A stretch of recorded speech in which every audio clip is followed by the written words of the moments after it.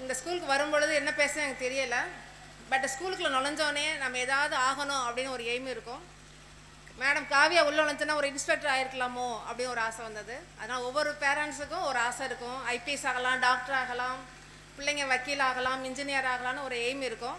அது ஸ்கூலுக்குள்ளே நுழைஞ்சாதான் அந்த இது நம்மளுக்கு கிடைக்கும் உண்மையிலேயே. அதான் நாங்கள் பிறந்தப்போ இங்கே இருக்க ஸ்டூடெண்ட்ஸ்லாம் நீங்களாம் லக்கி பேரண்ட் உங்களுக்குலாம் இருக்கிறாங்க. ரொம்ப லக்கியாக நீங்களாம் பிறந்திருக்கிறீங்க.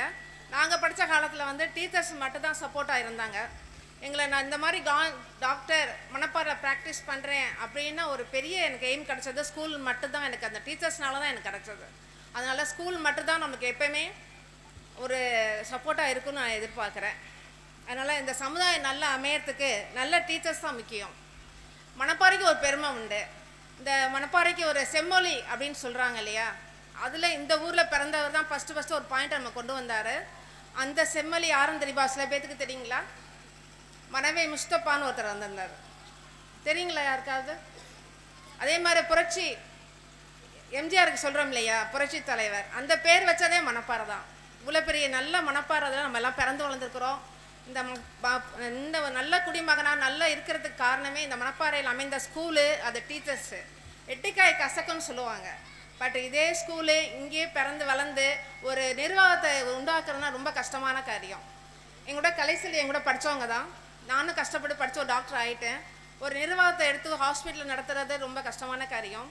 அதே இந்தியே நாங்கள் படித்தது இந்த மண்ணுக்கு நல்லா செலவாகணும்னு சொல்லிட்டு இதே ஊரில் பிறந்து வளர்ந்த ஒரு ஸ்கூலை எடுத்து சேலஞ்சுங்கிற பேரில், சேலஞ்சு வித்யாலயன்னு ஒரு பேரில் நடத்தி இவ்வளோ பெரிய பிள்ளைங்களுக்கு ஒரு அறிவு சுடரை, ஞான சுடரை கொடுக்கும் பொழுது ரொம்ப சந்தோஷமாக இருந்தது எனக்கு. இப்பள்ளியில் படிக்கும் மாணவர்கள் நல்ல சிந்தனையுடையவர்களாகவும் நாளைய சமுதாயத்தை நல்வழியில் கொண்டு போகும் தூண்களாக இருக்க அன்போடு வாழ்த்துகிறேன். தொட்டனை தூறும் மணற்கேணி மாந்தர்க்கு கட்டணை தூறும் அறிவு.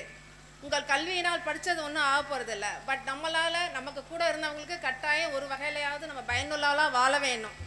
அப்போ தான் இந்த சமுதாயத்தில் பிறந்ததுக்கு நமக்கு ஒரு யூஸ்ஃபுல்லாக இருக்குன்னு நான் சொல்ல வரேன் உங்களுக்கு. நம்ம உள்ளூர் எல்லா வருஷமும் நம்மளுக்கு ஆனுவல் டே வருது போகுது. பட் அது முக்கியம் இல்லை. நம்ம வெளியில் போகும் பொழுது ஒரு நல்ல மேன்மக்களாக போகணும். யூனிட்டிங்கிற ஒரு மெசேஜை கட்டாயம் எல்லாருமே கட்டாயம் கொண்டு போகணும் வெளியில் போகும் பொழுது. ஒளிப்படைத்த கண்ணினாய் வா வா யார் சொன்னது தெரியுமா உங்களுக்கு? அன்பே சிவம் யார் சொன்னது தெரியுமா உங்களுக்கு? யாராவது ஒருத்தர் சொல்லுங்க. வள்ளலார் சொன்னார்.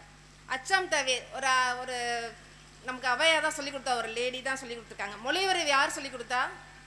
தேவநேய பாவனர். அறத்துடன் வாழ வேண்டும் யார் சொல்லிக் கொடுத்தா? திருவள்ளுவர். டிசிப்ளினோட ஒழுக்கத்தோட யார் சொல்லிக் கொடுத்தா? காமராஜர். சட்டம் யார் அவங்களுக்கு சொல்லிக் கொடுத்தா? யாராவது சொல்லுங்க.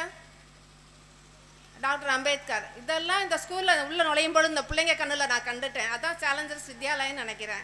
இந்த பிள்ளைங்கள்ட்ட வந்து அதெல்லாம் இந்த கட்டாயம் கிடச்சிருக்குது. இந்த ஸ்கூல் மேன்மேல் நல்லா வளர வேண்டும் என வாழ்த்துகின்றேன்.